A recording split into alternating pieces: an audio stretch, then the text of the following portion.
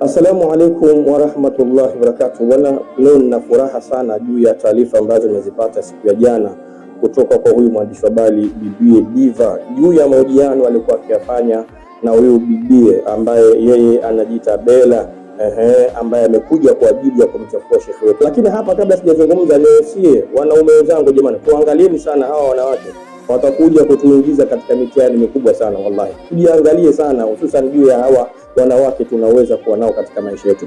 Nimeweza kusikiliza interview ambayo amefanya katika podcast yake ya huyu bibie Diva, mwandishi wa habari huyo.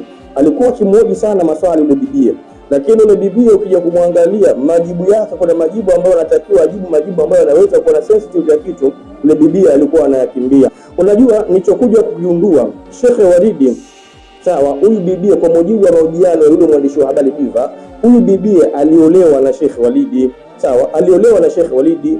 Ni kweli ilikuwa ni ndoa, na haya ni ile balance story ambayo bibie Diva, mwandishi wa habari huyo, aliweza kuipata kwa huyu mwanamke na kwenda kumrudia Sheikh Walidi. Maana yake alimuoa. Kama alimuoa, alikaa naye ndani ya miezi mitatu. Swali la kujiuliza, kwa nini akae naye ndani ya miezi mitatu akaachika?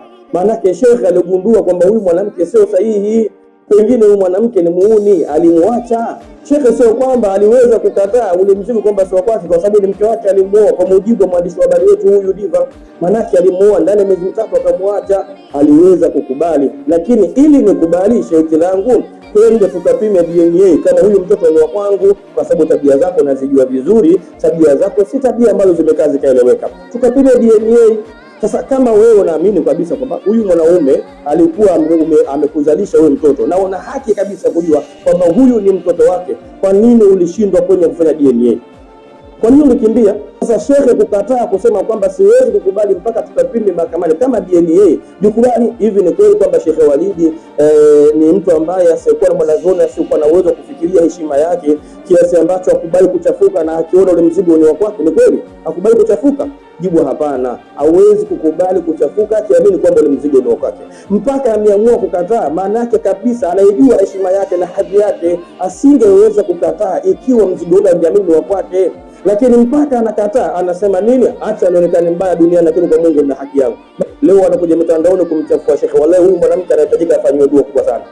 Kwa hiyo nimefurahi sana kusikia taarifa, ni skendo. Na kama viongozi wa BAKWATA waliweza kumwengua Sheikh wetu kwa skendo hii, maana yake basi kuna namna ya kuweza kuliview na kutafakari upya juu ya maamuzi aliyotoa. Ila kama kuna sababu nyingine nje ya hii, sasa hizo zitakuwa nyingine ambazo sisi hatuwezi